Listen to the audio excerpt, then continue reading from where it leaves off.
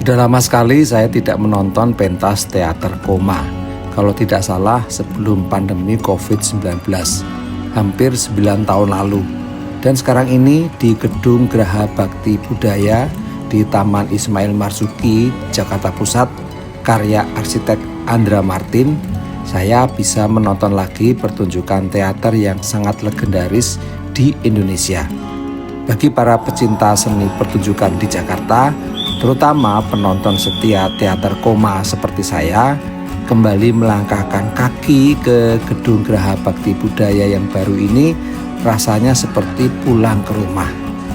Bangunan ini kini tampil megah dengan panel-panel kayu hangat yang memanjakan akustik. Keren sekali, sangat modern dan kekinian. Selasar terbuka yang ramah pejalan kaki, bagian lobinya yang megah, yang memang tidak terlalu besar tetapi sangat fungsional. Terasa sangat akrab dan menawan.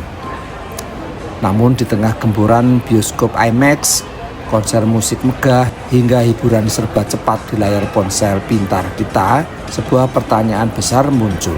Mengapa teater koma, kelompok teater yang kini menginjak usia 49 tahun dengan 237 pementasan hingga saat ini masih sanggup menarik ribuan penonton untuk memadati gedung pertunjukan dan menjual nyaris habis tiketnya 1 bulan sebelum pentas.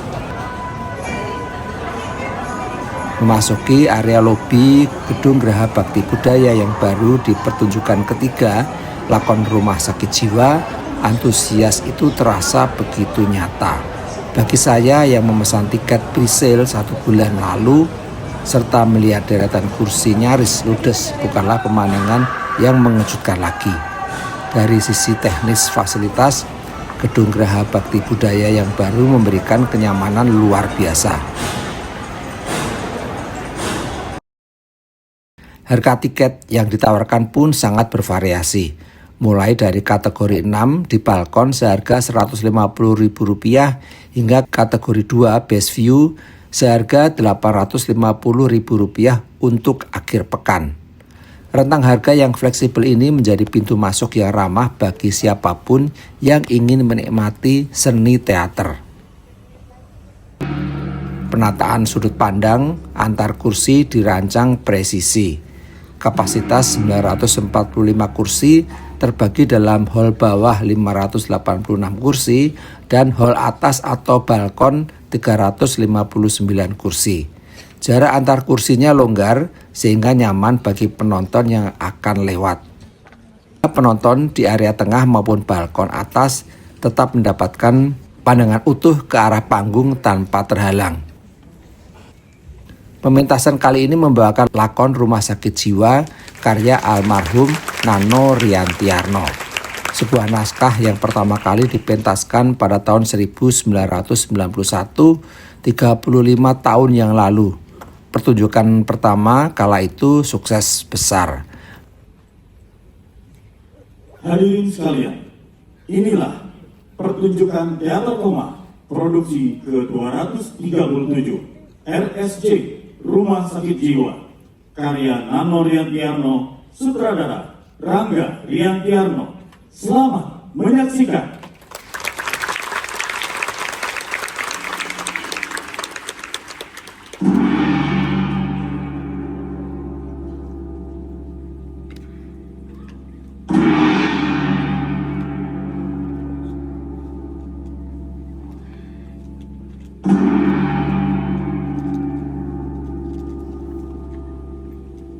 Secara premis, ceritanya sangat tajam.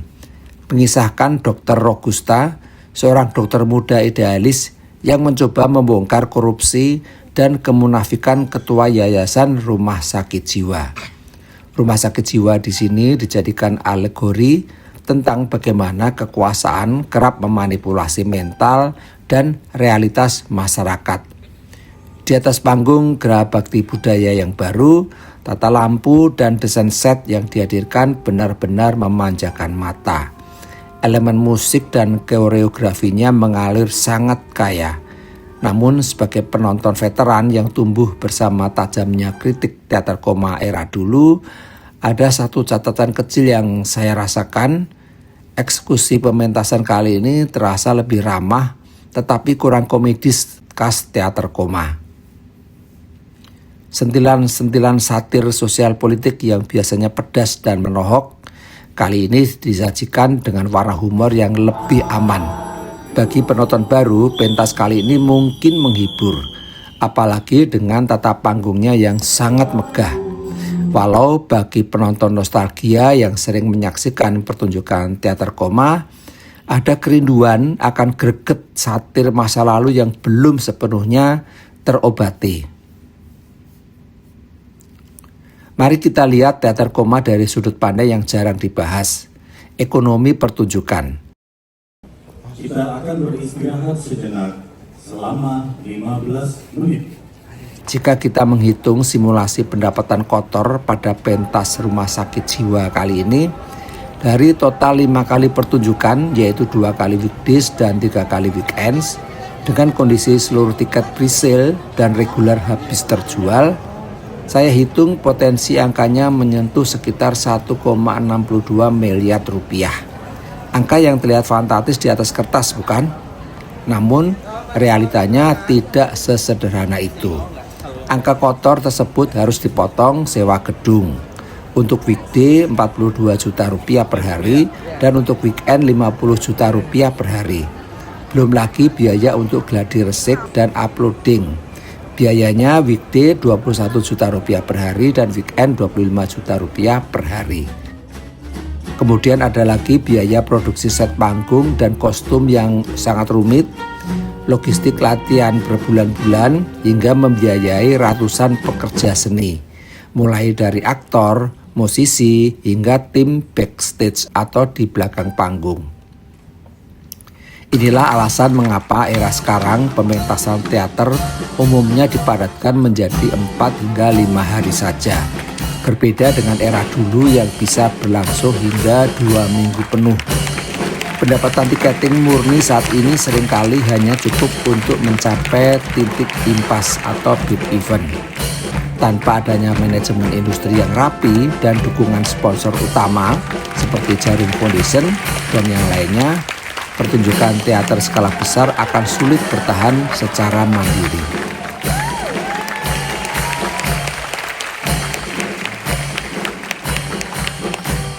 Anda semua yang menonton kami pada sore hari ini, para pemain, musik, dan tim produksi RSJ akan menuju lobi untuk bertemu langsung dengan Anda. Namun kekuatan terbesar teater koma yang tak ternilai harganya terletak pada elemen manusianya. Usai pertunjukan, lobi gedung Geraha Bakti Budaya mencair menjadi ruang kehangatan tanpa jarak. Para pemain turun dari panggung dan menyapa para penggemarnya di lobi utama. Tampak sekali para penonton sangat puas.